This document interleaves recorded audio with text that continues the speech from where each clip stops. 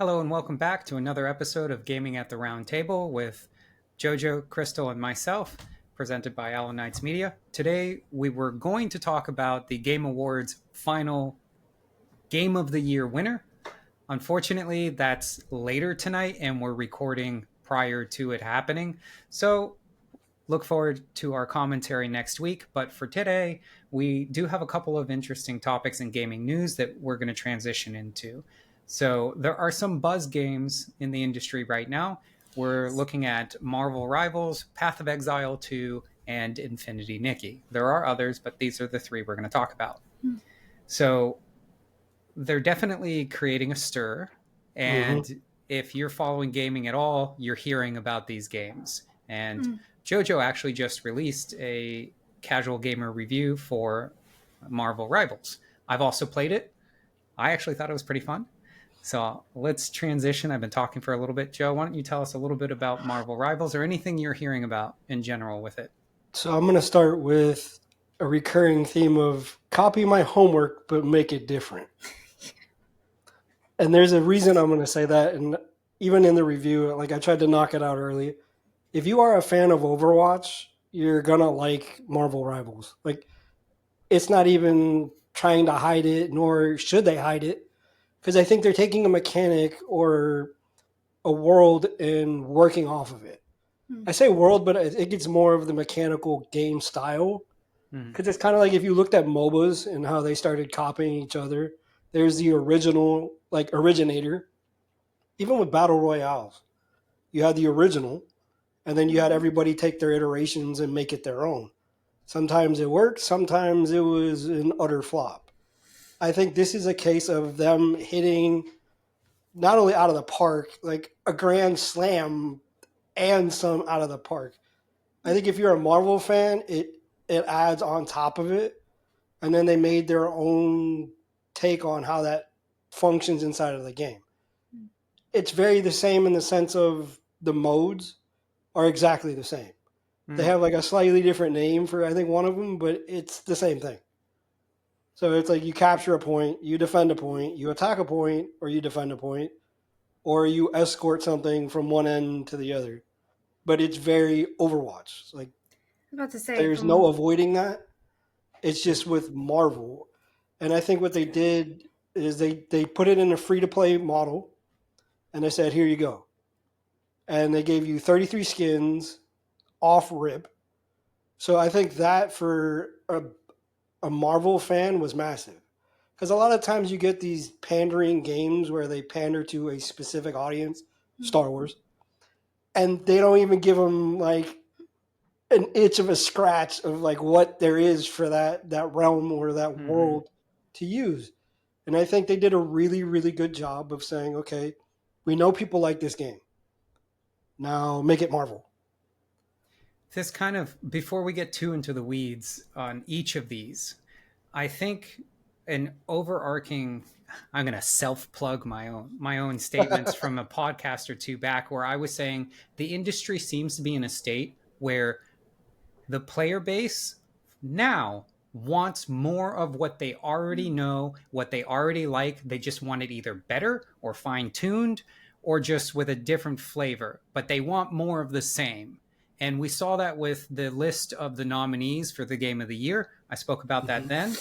These three games that are making waves right now, Infinity Nikki we'll get to, but they're for sure taking templates that are in place and just going, okay, we're going to make this template our own and polish here, polish there, and get something out of it that's well liked. And it is well liked so far, to your point.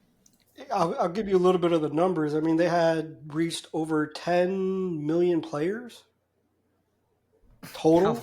Hasn't it been out for like a few days? It came out on the 6th of December, if I remember correctly. If that's true, it is December 12th, so not even a week. Yeah, it's been out for 6 days. So with that, 10 million players. Concurrently on Steam, they peaked at, I think it was 480,000, and their average is 300,000 plus. See, the average is very impressively close to their peak. Yeah. And I mean, considering that's just on Steam. So their numbers are probably pretty high. I played it So on that just shows PlayStation. you like Yeah. it's not just like, hey, let me copy what you did and see if it works. They were like, we're gonna copy the formula and improve on it, which, like you just stated, is something that more games should be doing. Hmm. And I mean, there's so many different realms that you could work in, and it would be amazing to see Hmm. it. Yeah. And I think this past year, that's been like a hit or miss thing, where they take something that's very big and then just either they're in the dirt or That's a great topic. There is this huge duality in the last few months of Concord, massive failure, one of the worst, at least publicly speaking, one of the worst failures in gaming history. Within moments of in time to Marvel Rivals coming out and being one of the best, and they're in the same relative genre. So it is pretty interesting that one did copy and paste, and then the other one did copy and paste, but someone's homework got an A and someone's homework got a B. they had the other answers that the other person was missing. Like I think they just kind of like, well, I'm going to switch this answer and I this actually one. have commentary on that because I know we're talking about copying the homework. As you guys remember, Pal World Mm-hmm. had gotten in some trouble for that, right? A Mhm. little bit. Lawsuit or Well, two. they actually had to change something in the game. I don't know if you know that. Ah, I didn't. What did... Tell us. They can Geeks. no longer throw balls. They can't do to the summon. Pokeball. Oh, okay. That's So what. that was a mechanic they argued. Yeah, I guess so. Because they're no longer allowed to summon captured creatures by throwing a Pal Sphere. So now when they summon them, it's just more of like a, and then the thing arrives rather than a ball. So don't I copy wonder the how they homework too capture them close. now, because they definitely did the Pokeball capture. I remember I did the review on the game. In fact, one of my frustrations, and I put a joke in the review, was if you whiff a Pokeball, it just disappears. I'm like, I understand for Pokemon on the Game Boy, right? The technology wasn't there. You're not going to waste memory and stuff. But like, this is a 3D game. Why doesn't it just land on the floor? Yeah. Like, could you imagine you're in your house and you drop a Pokeball and you're like, no, it's gone. Yeah. Tangent aside, I'll have to go check out how they're handling it now because I still have it installed somewhere. So what did you guys do? I have questions for both because I've seen both pop up. I looked into Path of Exile and I've actually played it before. So there's two Path of Exiles. Game's The one, scary. I like the first one.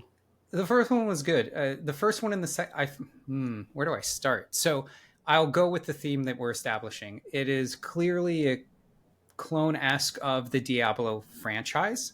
There are some substantial differences, and people that are hardcore fans of PoE are going to go crazy in the comments.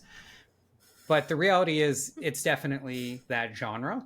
And in my opinion, PoE is more for hardcore gamers that can sink time and a lot of mental energy into looking up guides on how to do a build and all this other stuff. Can you do that in Diablo? Yeah, you can. But you have to do that in Path of Exile. And that was a big difference between PoE and the Diablo series. Now, PoE 2, from what I'm gathering, it's still out, it's still fairly new. It seems to be somewhat of a middle ground between the Diablo like grind and the Path of Exile hardcore gamer grind. As a channel that focuses on casual gaming, yeah, it's great that we have the option, but it's not something I would recommend strongly over Diablo. Now, if you go on Reddit, you're going to find fans going PoE's like the next Messiah. Yeah, that's what I was seeing in the Xbox Marketplace because it popped up for it, and there's different versions. I think the lowest version was $30. Then it went up to like two something on these versions. Mm-hmm. So that's what I was going to ask because I was trying to. I knew it was free to play. Yes. But for whatever reason on the Xbox Marketplace, the lowest you could go was $30. I wonder if that's for like in-game currency, because I haven't bothered looking into pricing around. I'm not going to pay for a free game. We'll have to look into that.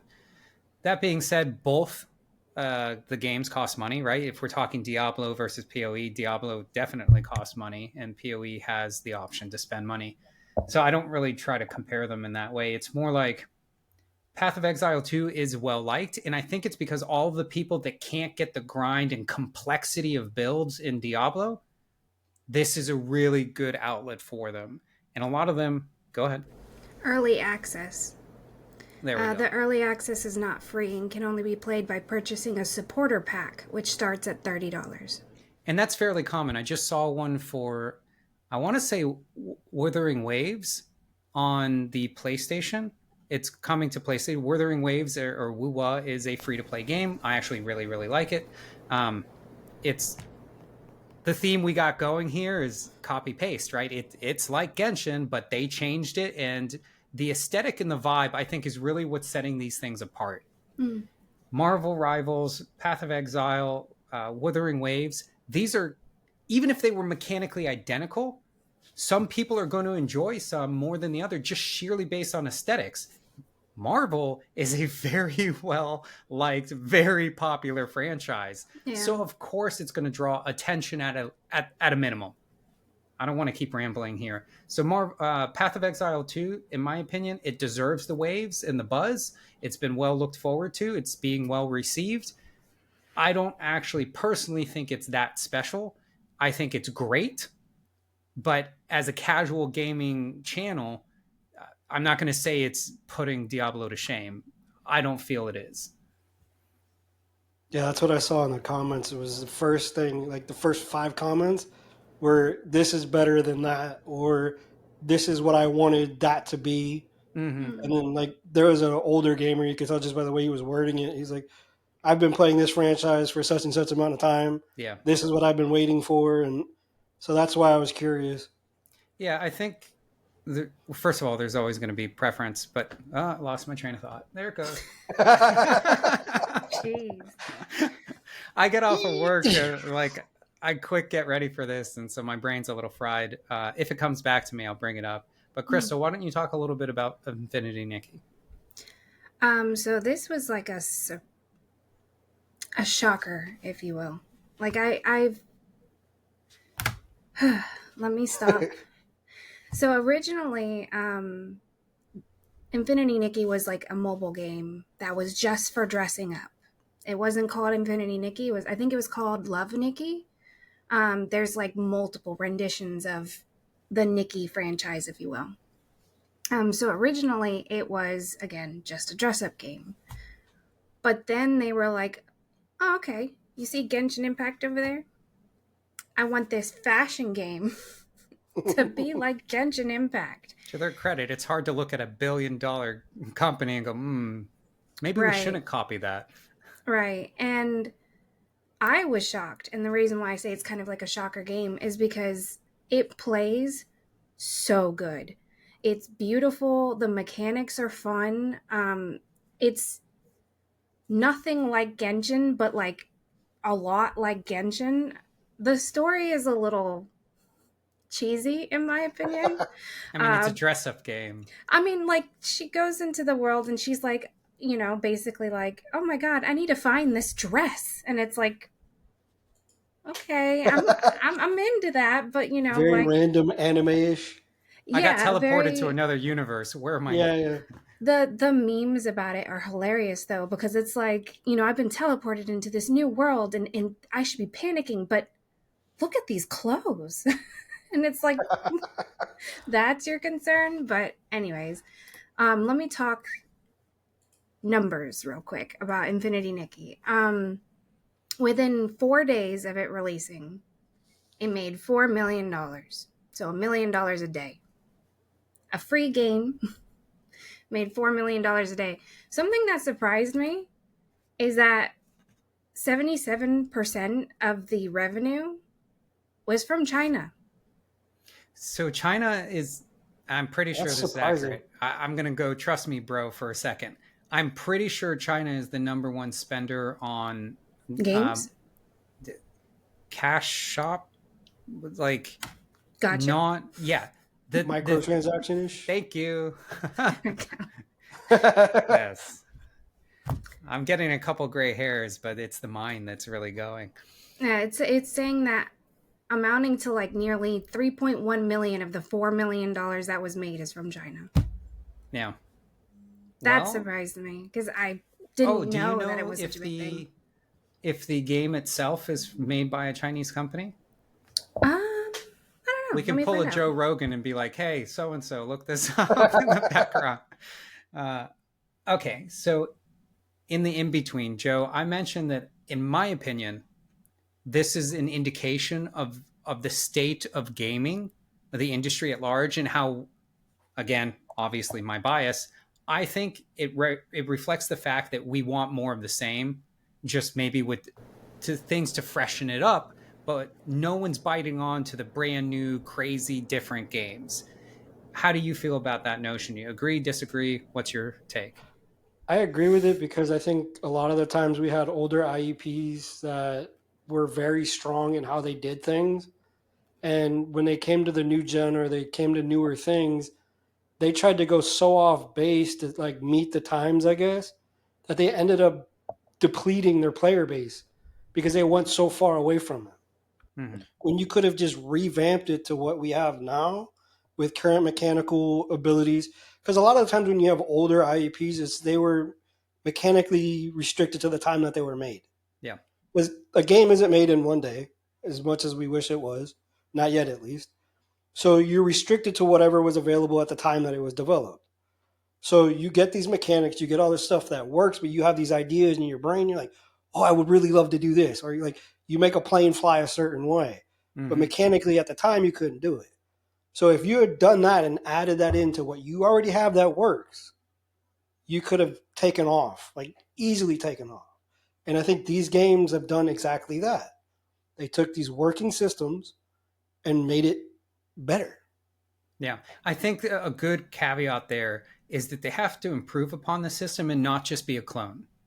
There has to be augments and additions. And I think in Marvel Rivals during your review, plug, check out our YouTube channel. You mentioned that they add on by having the Marvel characters interact with each other. Yeah, they team up. Yeah. I didn't mean to like cut you off. I was hoping you'd Okay, run okay. with it. So they allow 2 to 3 players depending on their realm. So say it's Groot, Rocket, and there's a little shark character. They can team up. So at one point you'll be playing and you have Rocket or this little shark sitting on Groot's back as you're playing. So it adds in a whole different dynamic to the system that was already there. So when you're battling and stuff like that, normally when they say like, oh, you want your healer to be stuck to you, you can literally have your healer sitting on you and you're fighting, like dishing out damage. Yeah. So it allows a good change to the play style while still being the same, without completely breaking it and say, okay, this is a completely different thing. Crystal, you look like you're on hold. Let us have it. No? No. You didn't want to follow? I thought you were looking up something and I was trying to segue there. Oh, I mean, you asked me if Infinity Nikki was created by a Chinese company. Mm-hmm. The answer to that is yes. Oh, okay. Yes, it is. So that makes sense. And we'll see how those numbers change over the next few months where more of the global market gets exposed. For all we know, they get initial release first and stuff. So that's 2 big hits from Chinese developers, because Wukong was a massive hit. I mean, Genshin Impact is a Chinese game as well. I'm saying inside of this calendar year. Oh, yeah. Yeah. They're still making like 500 million or something crazy. I'm not saying they're not, but I'm saying as far as a new to this year. We're going to pick on you. We have to be your Twitter feed here. I'm going to just sit here and cry now. But we are coming to the end, so we can wrap it up on that since they're being bullies. Yes. I'm his little brother. I got to do it. All right. So look forward to next time. We're going to discuss the Game Awards Game of the Year, which is happening later tonight. If you happen to watch this podcast, definitely check out who won. Otherwise, we'll let you know.